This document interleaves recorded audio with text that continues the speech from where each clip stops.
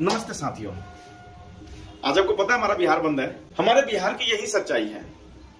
एक दूसरे को जो टांग खींचते जब इलेक्शन आता है, चाहे मोदी जी का मंच हो, चाहे वो नीतीश जी का हो, चाहे लालू जी का हो, चाहे राहुल जी का हो। साथियों, दुख तो दुख होता है, चाहे किसी भी माता को गाली दिया जाए। हमारे भी मन में दुख लगा है। जानते हैं साहब क्यों? क्योंकि हमारे माँ को भी गाली दिया जाता है, हमारे बहन को भी गाली दिया जाता है जब परदेश में जाते हैं।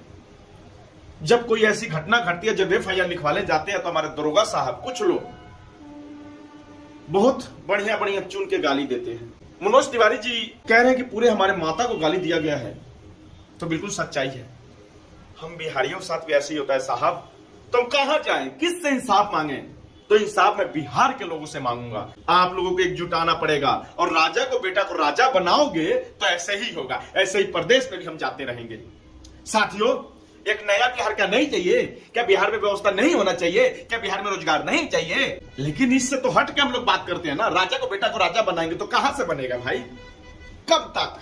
पहले एक साफ स्पष्ट कर देता हूं आपको, सब्सक्राइब फॉलो नहीं करना मत कीजिए, लेकिन वीडियो शेयर कर दे। जब हम प्रदेश जाते हैं तो कैसे होता है हमारे साथ? क्या हमें एक नया बिहार नहीं चाहिए? बिहार में रोजगार नहीं चाहिए? साथियों, जब तक सरकार नहीं बदलेंगे तो हमारे बिहार के हालात नहीं बदल सकते। कोई नहीं बदलेगा। राजा को बेटा को हम राजा बनाएंगे तो हम ऐसे ही प्रजा बन के रहेंगे। सच्चाई जानना ना, मैं किसी के बारे में कुछ नहीं कहूंगा, इन्हीं लोग के मुंह से सुन लो ना भाई। ये होता है नेताओं की सच्चाई। साथियों, लेकिन मरता कौन है? आम आदमी, हम जैसे आदमी, आप जैसे आदमी।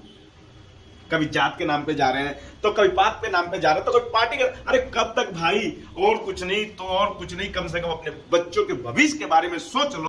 ये सच्चाई है हम लोगों की। अगर हम की बार सरकार नहीं बदलती, नया सरकार नहीं लाते, तो हमारा बिहार 20 साल और पीछे चला जाएगा साथियों।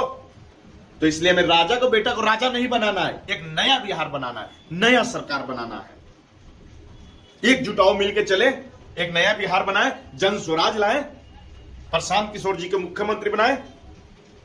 साथियों, ये हमारा कर्तव्य है, ये हमारा धर्म है कि नया बिहार बनाने में हम सब एकजुट होकर खड़े हों।